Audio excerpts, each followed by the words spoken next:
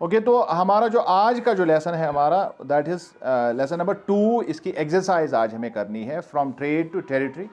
पहले भी मैंने आपको बताया कि ईस्ट इंडिया कंपनी ने जब ट्रेड स्टार्ट किया, बैटल ऑफ प्लासी आप हमेशा याद रखिए।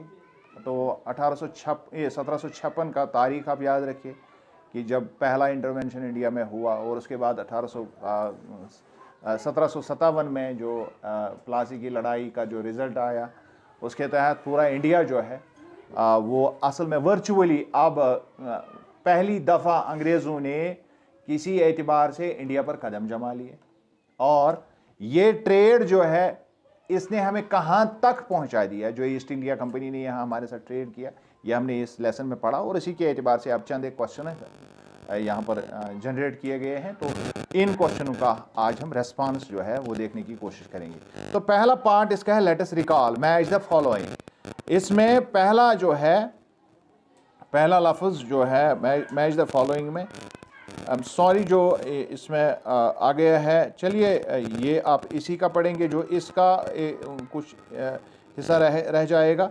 तो इसमें जो पीडीएफ मेरे पास है, मैंने पीडीएफ से इनको ट्रांसफ़र किया है, तो शायद ये सारे के सारे उसमें नहीं मिल रहे हैं, तो हम वो भी देखेंगे। और ये भी रायत जो है वो पीजेंट को कहते हैं, महल विलेज को कहते हैं। नीज कल्टिवेशन वो है जो प्लांटर अपनी ज़मीन पर करता है, और जो रोयती जो है that is cultivation on ryots own land. उसके बाद कुछ और भी इसमें है, दीवानी है, टाइगर ऑफ मैसूर है, फौजदारी अदालत है, रानी चन्नामा, और इसके बाद सिपाही। तो इनको हम कोशिश करेंगे इनको मिलाने की। तो जो दीवानी है ये वो असल में है right to collect land revenue, right to collect land revenue इसको आएगा। और उसके बाद टाइगर ऑफ मैसूर, ये मैंने उस दिन भी जब हमने पढ़ा, that is the Tipu Sultan. Tipu Sultan को शेर मैसूर कहते थे, तो टीपू सुल्तान आएगा। फौजदारी अदालत, क्रिमिनल कोर्ट, ये आपने सिविक्स में भी पढ़ा, फौजदारी अदालत को क्रिमिनल कोर्ट कहते हैं। और उसके बाद जो है रानी चन्नामा, ये ज़बरदस्त एक एंटी ब्रिटिश एक लेडी थी, इसने ज़बरदस्त वो की मूवमेंट चलाई कितौर में, तो ये है led an anti British movement in Kittur. और उसके बाद सिपाही, उन सारे सिपाही जो इसको आज हम करते हैं, तो उसको हम उर्दू में सिपाही बोलते हैं। आज के सोल्जर को भी हम सिपाही बोलते हैं, लेकिन उस ज़माने का जो सिपाही होता था उसका एक ही काम नहीं होता था, दिमाग में रखिए, उसके दो काम होते थे। एक काम उसका ये होता था कि वो मिलिट्री में काम करता था, अंग्रेज़ों के लिए मिलिट्री में, दूसरा वो जासूसी भी करता था, इसलिए उसको सिपाही असल में अंग्रेज़ बोलते थे। तो हम उसको सिपाही, यानी वो सीआईडी का भी काम करता था। दैट इज़ वाई कि उनको हम सिपाही बोलते हैं। किसमें? सिपाही का सोल्जर, जो सोल्जर आर्म्ड पर्सनल होता है, उसका असल काम क्या होता है? वो सिर्फ फौज में लड़ता है। लेकिन जो अंग्रेज़ों के ज़माने के सिपाही हुआ करते थे, जिनको हम सिपाही बोलते हैं तारीखी एतबार, जिसमें फ़र्क है, तो वो दे वर सिपाहीज एक्चुअली, यानी वो जासूस भी थे। क्या थे? एक तो वो काम तो करते ही थे, तो यानी आर्मी में या पुलिस में, और ऊपर से जासूसी भी करते। That is why they were known as sipahis. उसके बाद आता है the British conquest of Bengal begin with the battle of Plassey. Plassey के बाद जो है ये हुआ, तो बैटल ऑफ प्लासी इसमें आएगा, डाइजेस्ट में प्लासी आएगा। उसके बाद Hyder Ali and Tipu Sultan were the rulers of, ये हमें पता ही है, मैसूर, शेर मैसूर अभी हमने पढ़ा, टाइगर ऑफ मैसूर अभी पढ़ा हमने, टीपू सुल्तान का नाम है। तो दोनों बाप बेटे जो है मैसूर से थे, जहाँ हमने मैंने आपको बताया कि जो वाडियर वहाँ हुकूमत करते थे, तो उनको ओस्ट किया था हैदर अली ने। उसके बाद टीपू सुल्तान ने थर्ड एंग्लो मैसूर वार में उसको शिकस्त हो गई और मैसूर उसके कब्जे में चला गया। हालांकि उस ज़माने में टीपू सुल्तान ने जो उस वक्त खिलाफत जो थी टर्की में, उसने उनको ख़त लिखा था कि मुझे हेल्प कीजिए, उसको हेल्प नहीं हुई, उसकी भी एक वजह थी। और यहाँ पर जो मुग़ल थे उनकी सल्तनत को ज़वाल आया था, तो उन्होंने भी उसको कोई सपोर्ट नहीं किया। दूसरी तरफ उसके मराठा के साथ भी अच्छे ताल्लुकात नहीं थे, तो मसला हो गया। वरना अगर टीपू सुल्तान को उस वक्त मदद मिलती तो शायद अंग्रेज़ इतना जो है, क्योंकि उसने काफ़ी ज़्यादा उनको टफ टाइम दिया, 2-3 जंगें उनको लड़नी पड़ी उनके साथ। उसके बाद C Dalhousie implemented the doctrine of lapse, ये आप जानते हैं डॉक्ट्रिन ऑफ लेपस, यानी जिसमें जो इंडियन कोई भी राजा जो था, अगर वो मर जाता तो उसके हाँ अगर बेटा नहीं था तो उसको कहते थे कि फिर ये ज़मीन हमारी है, ये जागीर हमको मुंतकिल हो जाएगी। अंग्रेज़ों ने ये कानून बनाया था, यानी तिल शुड़ तमिस वारिश टिल तमिस। अजीब मामला किया उन्होंने हमारे साथ। और कभी भी वो डायरेक्टली, जिसको हम कहते हैं इंडिया के साथ वो लड़ना नहीं चाहते थे इंडियन लोग, इसलिए उन्होंने ये पॉलिसियाँ इख्तियार की, जिसको हम अंग्रेज़ों की पॉलिसियाँ कहते हैं, डिवाइड एंड रूल इनको बोलते हैं। उसके बाद number D, Maratha kingdoms wire located mainly in the south western में थे, साउथ वेस्टर्न इलाके, वेस्टर्न पार्ट ऑफ इंडिया, ये साउथ वेस्ट में थे।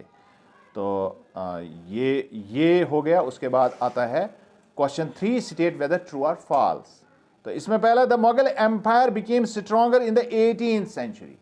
तो ये फॉल्स है। 18th सेंचुरी का ये तो बहुत पहले है, ये तो पानीपत की लड़ाई के बाद ही है, जो 16th सेंचुरी की बात है। उसके बाद number B, the English East India Company was the only European company that traded with India. इसमें मैंने आपको बताया, पहले यहाँ डच आए थे और इसके अलावा वो पार्चुगीज आए थे, और वास्को डा गामा पार्चुगी सेलर असल में था, उसी ने दरियाफ्त किया था रास्ता, समुद्री रास्ता। और इसके अलावा फ्रेंच जो यहाँ पर थे, और ये लोग जो है साउथ के इलाके में ज़्यादा ये अहम थे। और अंग्रेज़ जो है ये अकेले नहीं थे, ईस्ट इंडिया कंपनी अकेली नहीं थी, बल्कि इसके अलावा भी बहुत सारी यूरोपियन कंपनियां यहाँ काम करती थी, लिहाजा ये फॉल्स है। Number C, Maharaja Ranjit Singh was the ruler of Punjab. Ranjit Singh, yes, शेर पंजाब उसको कहते हैं, तो ये ट्रू है। The British did not introduce administrative changes in the territory that they conquered. The British did not introduce, they introduced actually, ये गलत है। तो उन्होंने बहुत सारी चेंजेस यहाँ लाई। उन्होंने यहाँ जो है एडमिनिस्ट्रेटिव, वो कलेक्टर हमने पढ़ा, कलेक्टोरेट बनाया, फिर फौजदारी अदालतें कायम की, क्रिमिनल और सिविल कोर्ट बनाए, और यहाँ पर बहुत सारी एडमिनिस्ट्रेटिव चेंजेस उन्होंने की, ये हमने पढ़ा। उसके बाद आता है अब असल क्वेश्चन जो है, लेट अस डिस्कस में पहला क्वेश्चन है, what attracted European trading companies to India. कौन सी चीज़ उनको यहाँ खींच कर लाई। जो यूरोपियन ट्रेडिंग कंपनीज थी, हमने देखा कि ईस्ट इंडिया कंपनी के अलावा डच भी थे यहाँ, पोर्चुगीज भी थे यहाँ, और फ्रेंच भी यहाँ थे। तो ये सारे क्यों आए इंडिया की तरफ, क्यों ये माइल हुए, वजह क्या थी। The prospect of Indian trade attracted them. असल बात ये थी कि जो हिंदुस्तान में तिजारत के लिए बहुत बड़ा एक वसी यहाँ आज भी है, ये उसी ज़माने में नहीं था। पूरी दुनिया आज भी इंडिया के साथ ट्रेड करना चाहती है, बहुत बड़ी इकॉनमी है इंडिया, बहुत बड़ा मार्केट है इंडिया का। और अब उस ज़माने में तो मार्केट के साथ साथ ये बहुत ज़्यादा चीज़ें प्रोवाइड भी करता था। यहाँ की चंद एक चीज़ें, जो कमोडिटीज़ यहाँ पर पाई जाती है, वो यूरोप में कहीं और नहीं मिलती थी।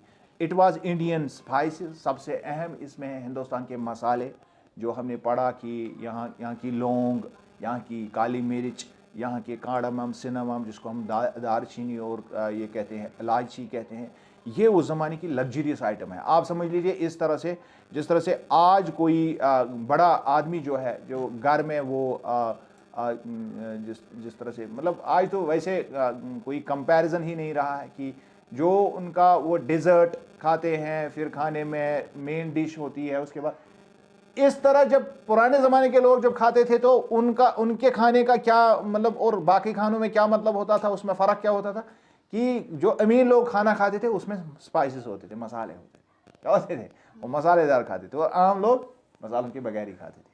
ये इतना मतलब डिफरेंस था उस ज़माने में। और ये सारी चीज़ें जो है इस वजह से काफ़ी डिमांड में थी यूरोप में।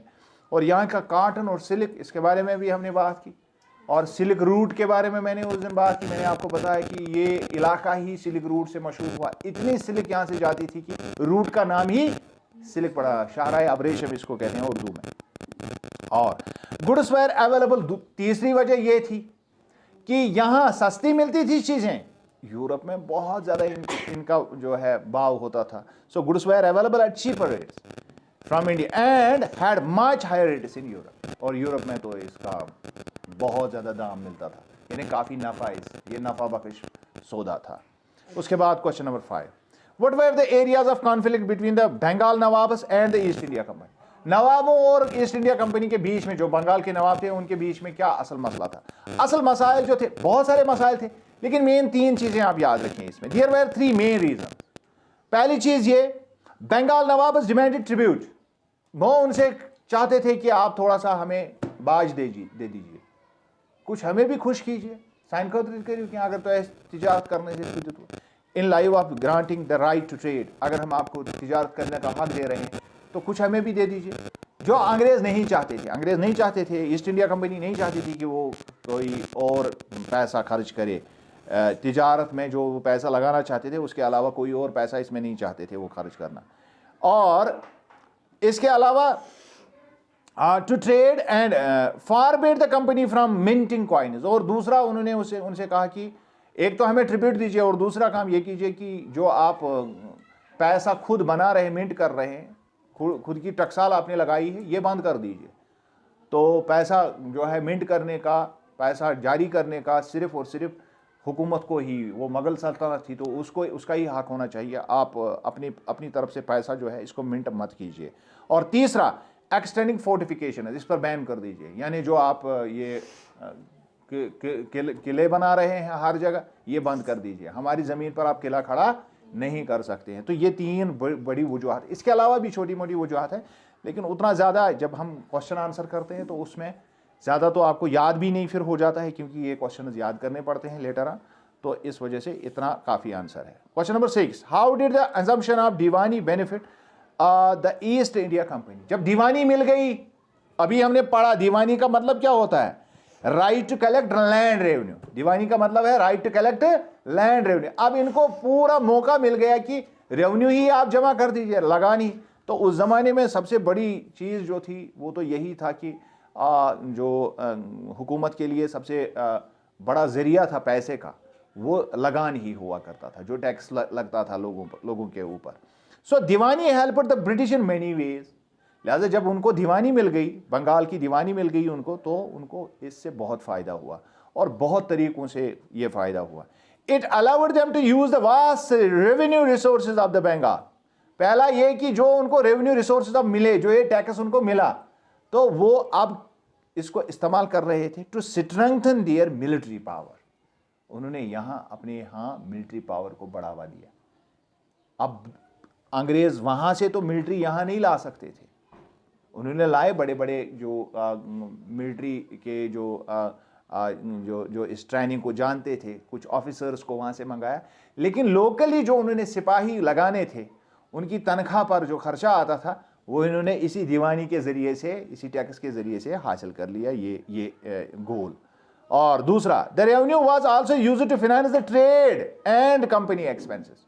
इसके अलावा भी कंपनी के अखराजात थे, और कंपनी खुद हमें पता है वो ताजिर थे, तिजारतकार थे, और उनको पैसा चाहिए किसके लिए, माल खरीदने के लिए। तो माल खरीदने के लिए उन्होंने इसका इस्तेमाल किया, अपने लोगों की तनख्वाहों के लिए इसका इस्तेमाल किया, मिलिट्री पावर के लिए इसका इस्तेमाल किया। और it reduced the expenditure of the British government in the Britain में जो ब्रिटिश गवर्नमेंट जो थी, उनको इंडिया में खर्च करना पड़ता था इस कंपनी पर। अब इंडिया में जो भी खर्चा अब कंपनी खुद कर रही थी, उनको दीवानी मिल गई थी, उनको टैक्स लेने का हक मिल गया था। अब अंग्रेज़ों को वहाँ से पैसा यहाँ लाने की ज़रूरत नहीं थी, तो यहाँ उन्होंने अपने सारे अखराजात के अलावा भी बहुत सारा पैसा अब अंग्रेज़ों को जाता था इस दीवानी के मिलने के बाद। समझ रहे हैं? उसके बाद ये आसान क्वेश्चन तभी लगते हैं, आपको लग रहे होंगे कि ये क्वेश्चन आसान है क्योंकि हमने पढ़ा है इसको। हमें क्या होता है, परेशानी कब होती है, जब आदमी यूं ही हवा में बात करता है। और अक्सर बेशतर आपने अभी तक पढ़ा होगा कभी हिस्ट्री में, मुझे मुखालफत करने का शौक़ नहीं है, लेकिन यूजुअली जब आप हिस्ट्री पढ़ते हैं तो टीचर्स करते हैं, मतलब गाइडा थोक ब्रोट कर बचन सवाल करना, फिर उनको उनके पल्ले कुछ नहीं पड़ता है। मुझे आपके चेहरे की जो मुस्कुराहट है जब मैं बात कर रहा हूँ, तो आपको लग रहा है हमने पढ़ा भी यही है और क्वेश्चन भी वही है। ये असल में क्यों होता है, क्योंकि जब आदमी पढ़ेगा तो क्वेश्चन तो आसान लगेगा ही। बासन जाइम से सहाल, ये बहुत आसान है।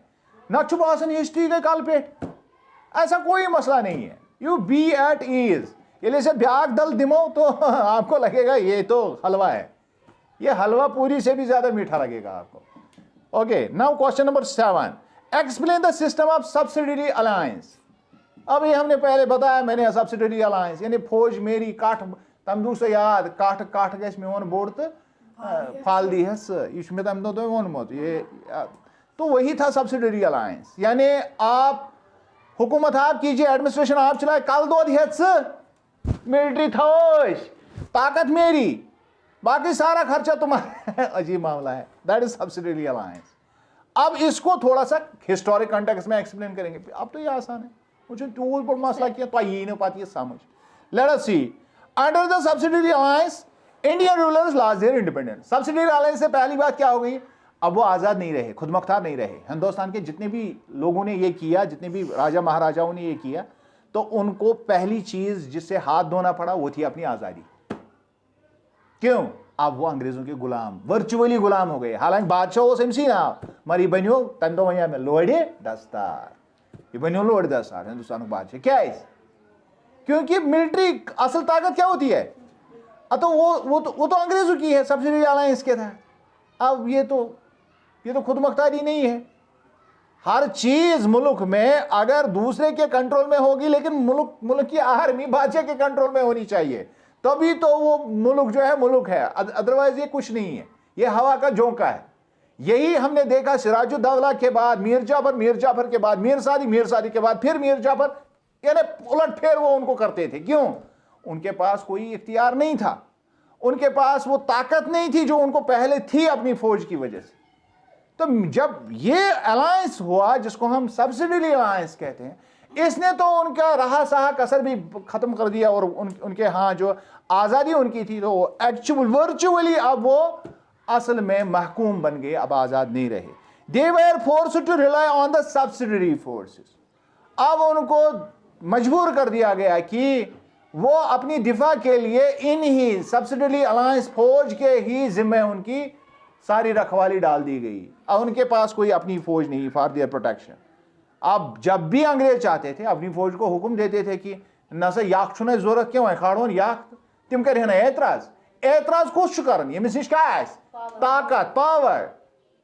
अब पावर ही नहीं है तो मोटर चलेगा ही नहीं, समझ रहे हैं? तो अब इसको अब खटारस धके दुन, इसको पावर चलता ही नहीं है। यथ पज पे पावर ये मशीन चला पावर से ही न। तो इसका स्विच किन के पास है? अंग्रेजों के पास है। वो सब्सिडियरी फौज उनकी है। They had to bear all the expenses. और उल्टा उनको क्या परेशानी होती थी, फौज अंग्रेजन हो लेकिन आठ तनख्वाह दिन यह कमी जमा करो बादशाह जमा है। अजीब मामला है। मतलब मे तरन ये फिक्री कि यम कम बादशाह यमोन, इससे बेहतर मरना था। और हमने वो देख लिया कि लेटर ऑन फिर लड़ाइयां शुरू हो गई। If they fail to make the payment, अब अगर उन्होंने पेमेंट्स नहीं करनी है या नहीं की किसी वजह से, a part of their territory was taken away as penalty. फिर उनको कहते कोई बात नहीं, आपने पैसा नहीं दिया, जमीन है ना आपके पास, आपके कंट्रोल में, अब इसका कंट्रोल हम संभालेंगे। लड़ाई हो रही। असल में वो खाना चाहते थे सारा इलाका, लेकिन वो इस कॉन्टेक्स्ट में लड़ाई नहीं करना चाहते थे, बल्कि उन्होंने दूसरे तरीके से। ये मैं जब बच्चों को पढ़ाता हूं तिम करन कम यम तिम पॉलिसी बनावन, ये तिम पॉलिसी बनावन कंस सत तम सात तिम असली यपर करन कनस थाप, यपर सैनिस कनस लमन। यम सात तिम जंग करें तम सात लमन ब्रोट कहीं सोद। कान हमेशा हमारा ही होता था, समझ रहे हैं? कान हमेशा हमारा ही होता था। अब वो सिर्फ इसका वो मोड़ते थे। यानी सब्सिडियरी अलायंस से भी उनका मतलब यही था कि हम इनको इतना मजबूर करेंगे कि हम इनका इलाका छीन लेंगे। डायरेक्ट लड़ाई करने में नुकसान यह था कि इसमें पैसा लगेगा, फौज मर जाएगी, हमारी ताकत कमजोर होगी, हम बहुत दूर हैं, वहां से कुमक नहीं आएगी। इस वजह से वो अब यहां से उन्होंने खींचना शुरू कर दिया। तो आता ना फिक्री बूट की अगर ये ना इस तरह फिक्री से नोड़ से हाँ ये अंग्रेज में कानस लमन यमो लोम अस बासो असी गलती। यानी बादशाह अब कन्वीनस होता था कि यार मैंने इनसे एग्रीमेंट किया है, मुझे फौज का वो देना था तनख्वाह, मैं नहीं दे पाया। यानी तमिस पानस ती बासन मैं गई गलती। यानी इतना बढ़िया तरीके से इन्होंने हथिया लिया, हमारी जमीन हथिया ली कि यहाँ के लोग इसको जब तक वो नेविगेट करते रहे कि हमारे साथ हो क्या रहा है, तब तक उन्होंने 62% हिस्से पर उन्हें पूरा कंट्रोल कर दिया। And 78% people, 78% of Indian people were under them, under British in 1857, 1857। ये 1757 की बात हम कर रहे हैं।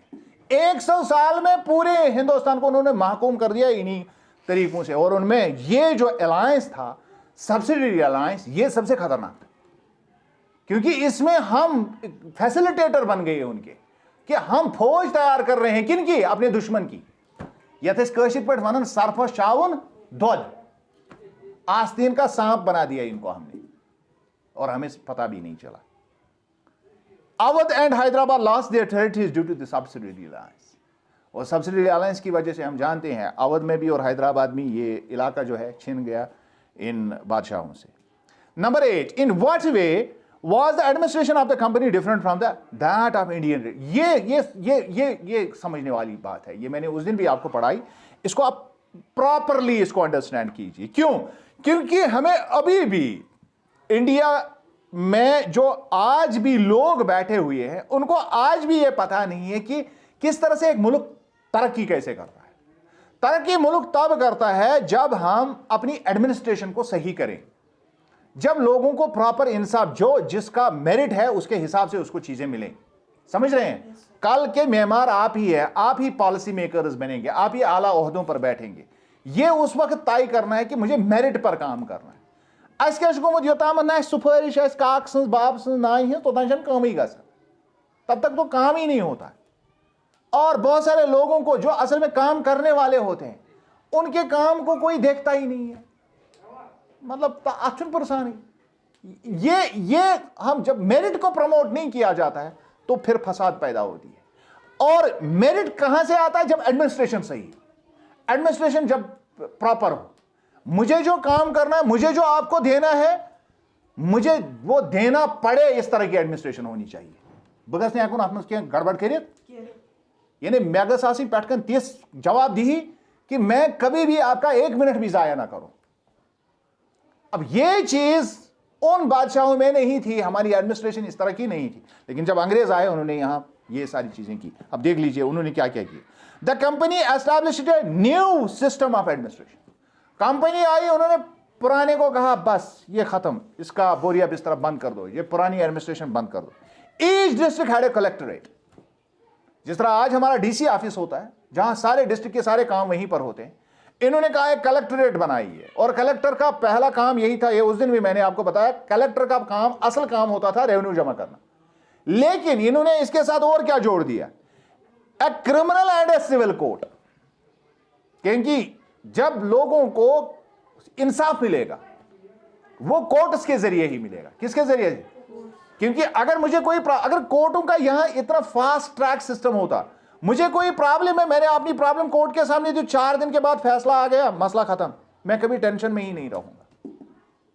और ये फैसला अगर मेरिट पर होगा, इसमें अगर कोई धांधली नहीं होगी। लेकिन जब धांधलियां होती है तो फिर तो कितने भी कोर्ट हों, कितना भी सिस्टम क्यों ना हो, काम नहीं करेगा। तो ये हर मुल्क को अंदर से खोखला जो करता है ना, वो यही चीज करती है, बेईमानी खोखला करती है, अपने काम से काम चोरी करना, ये खोखला करती है। एडमिनिस्ट्रेशन को अपने मकसद के लिए इस्तेमाल करना, ये खोखला करता है। लोगों को अगर वो चीजें नहीं मिलती है जो उनका हक है, ये खोखला करता है। लोगों का विश्वास उड़ जाता है फिर एडमिनिस्ट्रेशन से, फिर वो कहते हैं भाई अच्छी सैर से हिशी मंशा में ही। समझ रहे हैं मेरी बात? तो लोगों की एक इस तरह का एक माइंड सेट बनता है। आप जब आगे चलकर, जब आप बड़े ओहदों पर, अल्लाह करेगा इंशाल्लाह, तो वहां पर आपको अगर छोटे से छोटा रोल भी मिलेगा, be professional in your work, अपने काम से काम रखिए, अपना काम उस तरह से कीजिए, फिर don't worry about anything else. क्योंकि इस दुनिया में टाइम ही कितना है, 60-70 साल होते हैं इंसान के, इसमें बेईमानी करके हासिल क्या होगा? तो जगह आता ना फिक्री। तो अगर इंसान ईमानदारी करेगा, बहुत कुछ इस दुनिया का बदलेगा। तो उन्होंने क्रिमिनल कोड बनाया, सिविल कोड बनाया। The courts were run by Indian जजेस, और उन्हें कहा कि हिंदुस्तानी जजेस ही होने चाहिए, जिसको काजी या पंडित कहते थे। और मुसलमानों के लिए काजी हुआ करता था, और इनके लिए जो गैर मुस्लिम थे या जो हिंदू बरादरी थी उनके लिए पंडित हुआ करता था, under the supervision of the British collector. लेकिन इनको जवाबदेह बनाया किसके सामने? कलेक्टर साहब के सामने। जज कलेक्टर को पेश होगा, कहीं पर कोई गड़बड़ होगी तो कलेक्टर उसको कंट्रोल करेगा। The laws were refined. अब यहां पर हमें आज भी ये हम देखने को मिलता है, एंड रिडिफाइंड। हमें आज भी ये मतलब मुसलमानों के लिए तो ये एक अलमिया है कि हम अभी भी इस मतलब इस झंझट में फंसे हुए हैं कि हमें हाथ कहाँ बांधने हैं। बड़े मसाइल की तो बात ही नहीं है, ये तो छोटे छोटे मसाइल हमसे सुलझ नहीं रहे हैं। अच्छा अल्लाह अकबर युताएं करूंगी युताएं करूं। अब ये जब क्रिमिनल और सिविल कोर्ट्स में हुआ करता था तो वहां तो इससे भी बड़ी लड़ाइयां होती थी।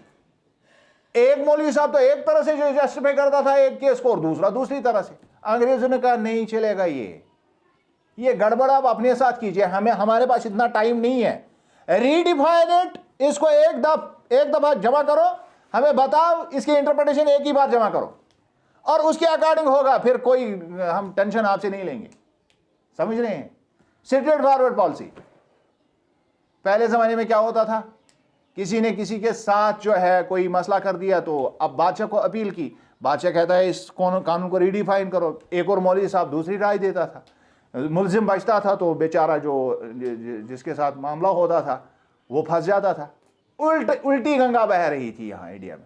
लेकिन अंग्रेजों ने आगे मतलब जहां कहीं हम देखेंगे उनका अच्छा पॉइंट भी है तो उसको डिस्कस करेंगे।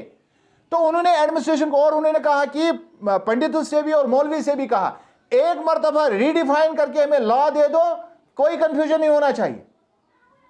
और उसके लिए हमने उसमें पढ़ा कि उन्होंने 11 पंडित की वो मजलिस बुलाई और फिर एक अंग्रेज थे, मेरा नाम उसका नाम दिमाग से चल वो हमने यहां पढ़ा, उसने फिर उसका इंग्लिश ट्रांसलेशन किया और फिर कोर्ट में उसी को देखा जाता, उसी हिसाब से फिर फैसले किए जाते। और इसी तरह उन्होंने मुसलमानों से भी रीडिफाइन करके सारे लॉ को ले लिया और उसके बाद उसी हिसाब से जो है केस जो है कचहरी में चलता था। The revenue settlements were made, हम जानते हैं रेवेन्यू सेटलमेंट जिसमें रोयती सिस्टम आया, जिसमें परमानेंट सेटलमेंट आया, जिसमें और भी बहुत सारे तरीके जो महलवरी सिस्टम आया, ये सारे के सारे सिस्टम उन्होंने इंट्रोड्यूस कर दिए ताकि एक रेगुलर इनकम रहे। लेकिन जो हमारे पहले वाले यहाँ लोग थे वो जागीरदारों के हवाले सब कुछ कर देते थे और व्हाट वेयर दे डूइंग, तिम क्या ٲسۍ करन, तिम ٲسۍ मुसल वालन चमड़ वालन और बादशाह तान ओस सु वात नहीं, सो जागीरदार घर खेवन। जागीरदार क्या करता था, सारे जागीर का रेवेन्यू जमा किया, लोगों को फ्लीस करता था, लोगों की चमड़ी उधेड़ता था, लेकिन जो जमाशुदा रकम होता था उसमें खुरुद बुरुद करता था। बादशाह के पल्ले होता मैं सोचता बादशाह गया कर तारीफ 2-4 यू तत वन तुम खुदायन कर्मित हूँ मैं चापलूसी कर, समझ रहे हैं। तो चूंकि अब मैंने गरीबों का ख्याल रखा, उनसे ज्यादा नहीं लिया, तमें तिमन बस्त वजम बादशाह नश बड़ चरब जबानी सान कर जबान चलावन और तोहफे तहाय पेश करता था। तिमन रानियन निश तिम तहाइफें लेते थे और अपनी सिफारिशें करवाते थे और नतीजा ये होता था कि बादशाह दोखो दो तमिस तम पता क्या गया। तो ये मसाइल जो थे ये अंग्रेज ये तो थे, ये कारोबार लोग, ये तो ट्रेडर्स थे, इनको पैसे से गर्ज थी, इन्हें कहा पहले पैसा, समझ रहे हैं, पहले हमारे साथ ये करो कि हमें इनकम चाहिए और रेगुलर इनकम आएगी हम सेटलमेंट करेंगे। और लैंड रेवेन्यू को पहले इन्होंने रीडिफाइन किया और इसके लिए पूरी तरह से यथस्मनचे आमदनी और जो खाता इन्होंने बनाया वो इन्हीं का कॉन्सेप्ट है। हालांकि उतनी डीप हमने हिस्ट्री में नहीं जाना है यहाँ पर, 8th में जब अब आगे इंशाल्लाह अगर आपकी हिस्ट्री सब्जेक्ट रही तो आगे चलकर ये सारी चीज़ें आप पढ़ेंगे। They also developed a uniform military culture, और इसके साथ साथ मिलिट्री जो है उन्होंने इसका नया कल्चर, क्योंकि यहाँ पहले कैसे होते थे आगे वाले सवाल में वो आ जाएगा। यहाँ वो पुराने तरस के सिपाही होते थे जो पैदल सवार घुड़सवार, समझ आई मन, तो इस तरह के होते थे। लेकिन इन्होंने अब यूनिफॉर्म मिलिट्री कल्चर डेवलप किया और उनको ज़बरदस्त ट्रेनिंग ये करवाई। आगे वाले क्वेश्चन 9th क्वेश्चन में हम उसको डिटेल डिस्कस करेंगे। All the above administrative policies were unknown to the Indian rulers.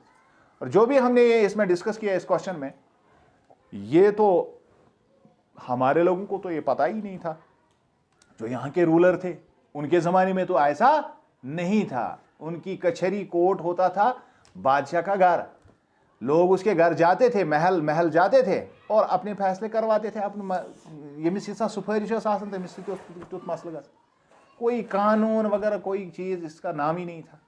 ये चीज़ अंग्रेज़ों ने ये कर दिया। और लेटर ऑन जब आज़ादी हासिल हो गई तो हमने इन चीज़ों को फॉलो किया। हालांकि अभी भी बहुत सारी चीज़ें करने की ज़रूरत है, हमारे यहाँ बहुत सारा सिस्टम अभी ठीक नहीं है, इसको ठीक करने की ज़रूरत है, लेकिन फिर भी आज़ाद तो हम हैं, समझ रहे हैं।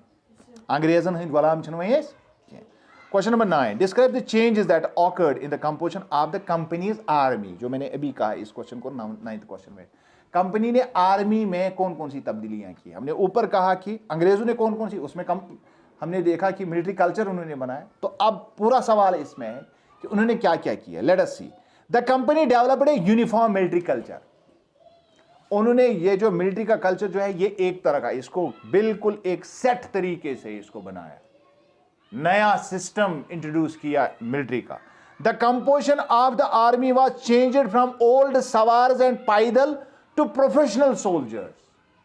जो पुराने ज़माने में ये मिसेस या से प्याद वन या ये मिसेस घुड़सवार वन, इस तरह की फौज होती थी, घुड़सवारों की फौज होती थी और प्यादा फौज होती थी, जिनको पैदल फौज भी कहते हैं।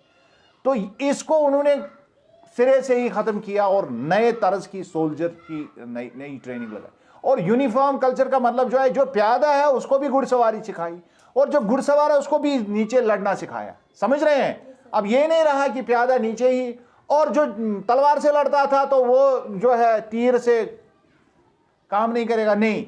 इन्होंने नई टेक्नोलॉजी, हर एक को हर तरह की ट्रेनिंग कर दी, यूनिफॉर्म कल्चर बनाया। और पुराने जमाने में क्या हमारे बादशाह करते थे, तलवार चलाने वाला तलवार ही चलाता था, समझ रहे हैं, और जो स्पेयर दागने वाला स्पेयर ही दागता था, और जो तीर कमान चलाने वाला वो तीर कमान ही ज्यादा जानता था। इसी पर फोकस होता था। अलग अलग घुड़सवार घुड़सवारी होता था और जो पैदल चलने वाला ही होता। लेकिन इन्होंने यूनिफॉर्म कल्चर बनाया और हर तरह की ट्रेनिंग हर फौजी को दे दी। अब किसकी फौज बेहतर होगी, सीधी सी बात है ना। और ये उन्होंने साबित कर दिया जब रॉबर्ट क्लाइव की फौज आई और सिराजुद्दौला की फौज ने उसका मुकाबला वो कर ही नहीं सकी, क्योंकि उसके बाद हालांकि उन्होंने ट्रेचरी भी की, उन्होंने मीर जाफर को अपने साथ मिलाया, वो एक अलग कहानी है। लेकिन इसके बावजूद भी अगर वो ट्रेंड नहीं होते तो शायद, हालांकि वो आपके चैप्टर में वो चीज़ नहीं है, पहले जब हम हिस्ट्री पढ़ाते थे 8th में तो उसमें वो सारा होता था कि उसके और इसके फौज में क्या फ़र्क थी। लेकिन अब थोड़ी सी डिफरेंट तरीके से अब हिस्ट्री जो है बच्चों को पढ़ाई जाती है और ये आपके लेवल की है, ठीक है। इस तरह का सिलेबस ज़्यादा बेहतर है क्योंकि इसमें ज़्यादा डिटेल्स, पहले ज़्यादा डिटेल्स हुआ करती थी, आगे चलकर आप ज़्यादा डिटेल्स पढ़ेंगे। The composition of our army was changed from the old sawars and paidal to professional soldiers. The soldiers were subjected to European style training. अब यूरोपियन स्टाइल ट्रेनिंग होती थी, अब वो हिंदुस्तानी ट्रेनिंग नहीं करते थे। इसमें ड्रिल होती थी, उसमें डिसिप्लिन होता था, उसमें बैरक्स में बैठना होता था, सुबह सवेरे ट्रेनिंग हुआ करती थी। ये नहीं है कि फौज है जब मार्का हो तो तब बुलाएंगे, तब तक वो घर में आराम करेंगे, नहीं। अब नए डिसिप्लिन के तहत, और उसी वजह से आप देखते हैं कि उर्दू ज़ुबान जो है, इसको हम उर्दू इसलिए कहते हैं, उर्दू मीन लश्कर, ये असल में फोर्स की ज़ुबान थी, क्योंकि वो मुख्तलिफ इलाकों से एक ही बैरक में बैठते थे। कोई आसाम से आता था तो कोई यहाँ केरला से होता था, कोई कश्मीर से ज़्यादा तो कोई पंजाब से आता था, और हर एक की ज़ुबान बोली अलग अलग होती थी। जब वो आपस में फिर वो बोलते थे तो वहाँ से वो उर्दू बरामद हो गई और वो उर्दू बोली जो है बोलना शुरू कर दिया उन्होंने। तो दैट इज़ वाई कि Urdu is known as Urdu. Urdu का मतलब होता है लश्कर, फौज। उर्दू का असली मतलब क्या, यानी जो फौज इज लैंग्वेज। ये नॉर्मल कोई ज़ुबान नहीं है पुराने हिसाब से, ये डेवलप हो गई लेटर ऑन। जो अब उप ब्रांच में जो हम पढ़ते हैं, ये कॉन्सेप्ट आपको पता नहीं होगा, तो उसमें भी ये ज़ुबानें जो है किस तरह से वजूद में आती है, उनमें एक ये ज़बान भी है। उसके बाद the infantry regiment became the more important, और इसमें अब तोफ खाने का ज़माना था और ये इन्फेंट्री रेजिमेंट जो है जिसमें तोहफे हुआ करती थी, ये ज़्यादा अहम हो गया। इसके अलावा नेवल फौज भी, नेवल दस्ते भी होते थे, लेकिन वो अंग्रेज़ों के पास पहले से मौजूद थे। Question number 10, discuss the major changes that occurred in the administration of Jammu and Kashmir after 1846। ये अभी आपके यहाँ क्वेश्चन नहीं है, लेकिन ये क्वेश्चन है जो नई लेसन वो आई है, तो इसमें है ये क्वेश्चन, इसमें नहीं है। ये क्वेश्चन भी मैं आपको पढ़ा के रखूंगा, क्योंकि इसके बारे में हमने पहले लेक्चर में भी बात नहीं की। तो थोड़ा सा अगर एक दो, इस पीरियड किसका है, चलिए हम कोशिश करेंगे। असगर साहब को मैं बताऊंगा कि 5-10 मिनट हमें दे और फिर वो बाद में ले लेगा, लेकिन हम ये कंप्लीट करेंगे, ठीक है। In Jammu and Kashmir Maharaja Gulab Singh took many steps to reform and reorganise the administration. जब हम इसकी बात कर रहे हैं तो उस जमाने में यहाँ गुलाब सिंह की हुकूमत थी, महाराजा गुलाब सिंह उसको तारीख में हम कहते हैं। तो गुलाब सिंह की कश्मीर, यस, तो कश्मीर में महाराजा गुलाब सिंह की उस वक्त, और उन्होंने बहुत कोशिश की यहाँ की एडमिनिस्ट्रेशन को संभालने की। ही सेट अप 3 मेन डिपार्टमेंट्स, उसने 3 डिपार्टमेंट्स बनाए। कितने डिपार्टमेंट्स? द रेवेन्यू डिपार्टमेंट, जिसमें ये सारा टैक्स वगैरह जो भी जमा लगान होती थी वो। उसके बाद द सिविल और सिविल एडमिनिस्ट्रेशन बनाई जो लोगों का काम देखती थी, और मिलिट्री, और एक डिपार्टमेंट मिलिट्री का डिपार्टमेंट होता था। तो इसमें सारा काम जो फौज जो है उसको देखा जाता था। उसके बाद and modern education institutions were set up in the state. अब इसके साथ साथ उसने नए तरज की जो है तालीमी जो है दरसगाहें कायम की। किसने? ये गुलाब सिंह ने किया। और उस जमाने तक यहाँ वही पुराने जमाने की पाठशालाएं, वो मदरसे वगैरह हुआ करते थे, सुबह शाम बच्चों को पढ़ाते थे। मौलवी साहब के पास मुसलमान भेजते थे और वो हिंदू पंडित के पास भेजते थे अपने बच्चों को, समझ रहे हैं इस तरह। लेकिन इसने स्कूल, उस तरह के स्कूल बनाए, यानी मॉडर्न टाइप के, जो आज, हालांकि हम ये नहीं कह सकते कि आज तरह की स्कूलिंग थी, लेकिन इसी तरह की जो दिन भर स्कूल चलता था, इस तरह के स्कूल उसने कायम किए। The judicial system was reorganised and Ranbir penal code, ये जब तक ये आर्टिकल 370 को जब तक खत्म नहीं किया गया तब तक यही कानून यहां लागू था। यहां जो कश्मीर में कानून चलता था आर्टिकल 370 के टूटने तक, अब यहां आईपीसी चलती है, इंडियन पेनल कोड से अब फैसले होते हैं। अब समझ रहे हैं मेरी बात, मैं क्या बोल रहा हूं। ये जो उस जमाने में रणबीर पेनल कोड उसने बनाया था, उस जमाने में कानून की वो किताब बनाई थी एक तरह की, वो तब से लेके पूरे के पूरे जितने साल इंडिया के साथ जो एक्सेशन के साथ जो फिर हुआ, तो उसके बाद जो कानून यहां नाफिज रहा, कश्मीर का कानून आरपीसी ही हुआ करता था, तथा आरपीसी बना, रणबीर पेनल कोड। और इंडियन पेनल कोड के तहत यहां फैसले नहीं होते थे। जब तक आर्टिकल 370 को खत्म नहीं किया गया तब तक यहां आरपीसी ही चलती थी, और यह महाराजा गुलाब सिंह के जमाने से ही आ रहा है। That's called Ranbir penal code, और यह उसके बाप के नाम पर था, जिसका नाम रणबीर सिंह था। During the rule of Pratap Singh, अब गुलाब सिंह के बाद कौन आया? Pratap. Major changes were introduced in the administration, फिर तो और ज्यादा तब्दीलियां उसने लाई। हालांकि गुलाब सिंह ज्यादा कामयाब नहीं हुआ, उसकी अपनी मजबूरियां थी, कभी इस पर बहस करेंगे। और आखिरी वाले चैप्टर में आपको इसमें पढ़ना है, कश्मीर की हिस्ट्री के बारे में और भी कुछ पढ़ना है, तो उसमें हम डिटेल इसको डिस्कस करेंगे। During the rule of Pratap Singh, लेकिन जब प्रताप सिंह आया, major changes were introduced in the administration, administration को पूरा रिफॉर्म इसने किया। New departments of public works, अब उसने जो नए डिपार्टमेंट बनाए, उसने गुलाब सिंह ने तो 3 ही डिपार्टमेंट बनाए थे, रेवेन्यू, सिविल एंड मिलिट्री। याद नहीं रहता है, रेवेन्यू, सिविल एंड मिलिट्री, ये 3 डिपार्टमेंट। लेकिन इसने ऐड किया, इसने पब्लिक वर्क्स का अलग डिपार्टमेंट बनाया, पुलिस का अलग डिपार्टमेंट बनाया, अकाउंट्स का अलग डिपार्टमेंट बनाया, फॉरेस्ट्स का अलग डिपार्टमेंट बनाया, और रेवेन्यू का अलग डिपार्टमेंट बनाया। बात समझ रहे हैं? यानी जिस तरह आज हमारे डिपार्टमेंट से यहां पर, उस तरह की हुकूमत जो है ये किसने की? नहीं, ये गुलाब सिंह के बाद आया। किसने की? ये प्रताप सिंह ने, ये सॉरी, ये प्रताप सिंह ने की। किसने? प्रताप सिंह ने की। And re established on modern. अब इतना ही नहीं, नए ही डिपार्टमेंट नहीं बनाए, बल्कि पुराने डिपार्टमेंट्स को री एस्टैब्लिश किया, उनको नए सिरे से संवारा, उनको नए सिरे से उनकी देखरेख जो है वो और अच्छी कर दी। British officers were placed in the state to look after these department, और ताइनात कौन किया, इनके ऊपर जो एडमिनिस्ट्रेटिव डिपार्टमेंट्स को कौन देखेगा, क्योंकि यहां रेजिडेंट हुआ करता था, ये अंग्रेजों के साथ इनका अलायंस था।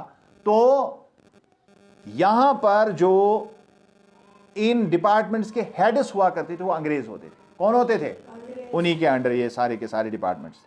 और आपने नाम सुना होगा सर वॉल्टर लॉरेंस का। ये मैंने उस दिन पढ़ाते हुए आपको हल्का सा मैंने इसकी तरफ इशारा किया था कि जो यहां पर लैंड सेटलमेंट हुआ था, यहाँ से लारन सबन कोर्मत, आज थी लारन सबन कोर्मत, कम कोर्मत लारन सब। उसका जो असल नाम था, उसका नाम था सर वॉल्टर लॉरेंस। क्या नाम था? और कश्मीरी अपनी जुबान में उसको लारन साहब बोलते थे। क्या बोलते थे? और he was appointed as land settlement officer. हर गांव वो गया और उसने कश्मीर पर एक बुक भी बाद में लिखी, क्योंकि अंग्रेज बहुत पढ़े लिखे। मतलब ये हमें मानना पड़ेगा, बड़ा जुल्म। हमारी सलाहियतें इसी वजह से निखरती नहीं है, क्योंकि पढ़ते नहीं है। तो पाई बुझो नालान आसन तो ये जब तक हम ये नहीं करेंगे तब तक तो कभी कोई कौम सुधरता नहीं है, जब तक उनके पास तालीम नहीं है। ये आप दिमाग में बिठा लो। तो जो मैं कोई तरक्की चाहते हो, अच्छे घर में जाना चाहते हो, तो अच्छी तालीम हासिल, समझ रहे हैं? जिंदगी बेहतर बनाना चाहते हो, बेहतर तालीम हासिल, इट्स द की। फिर अगर इंसान को इक्तिसादी तौर पर, माशी तौर पर तंगी भी होगी, तो सेटिस्फाइड। क्यों? क्योंकि उसकी एजुकेशन जो है उसको रोशन ख्याल रखती है। क्या कहना, हालातों से मुकाबला के। ओके, सो ये लैंड रेवेन्यू ऑफिसर के बारे में, सर वॉल्टर लॉरेंस के बारे में मैंने आपको बताया। तो ये आज भी अगर आप किसी भी घर में कोई बूढ़ी नानी वगैरह, उनसे आप कहेंगे लॉरेंस साहब कुछ, वो आपको बता देंगे। और इसके अलावा उसने जो आज हम म्यूनिसिपैलिटी का आज तस्वुर हमें है, ये म्यूनिसिपैलिटी का तस्वुर प्रताप सिंह ने दिया था। एंड ही मेड 2 म्यूनिसिपैलिटीज, एक श्रीनगर में, एक जम्मू में। उसने उस जमाने में 2 municipalities, 1 each for Srinagar and Jammu cities also came into it. उसने म्यूनिसिपैलिटी यहां बनाई। अब आपको पता चलेगा कि ईस्ट इंडिया कंपनी जो है, मैं कंक्लूड करूंगा, ये ईस्ट इंडिया कंपनी जो है वो कामयाब क्यों हुई? क्योंकि उनके पास सोच समझ और एजुकेशन थी। हमें किस तरह से किसी कौम को किस तरह से अपने कंट्रोल में रखना है, ये वो अच्छी तरह से जानते। और यहां पहले भी लोग समझते थे कि ऐसे ब्रोह सख्ती वहीं क्या गैसे अम सत रात ताम बादशाह तम तशा कोर्मुत। ये चीज सबसे इंपॉर्टेंट होती है। तो इस वजह से यहां पर अंग्रेज जो है 200 साल हमारे ऊपर हुकूमत करने में कामयाब हो गए। It is because of this, क्योंकि वो रियली एजुकेटेड लोग थे। ओके, कोई क्वेश्चन है कहीं पर, कोई कंफ्यूजन? Okay, thank you.